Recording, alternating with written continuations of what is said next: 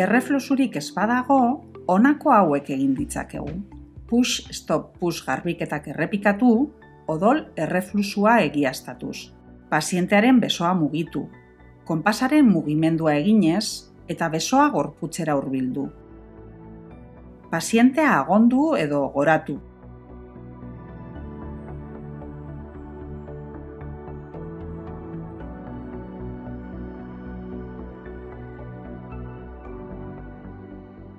Valsalvaren maniobra egin.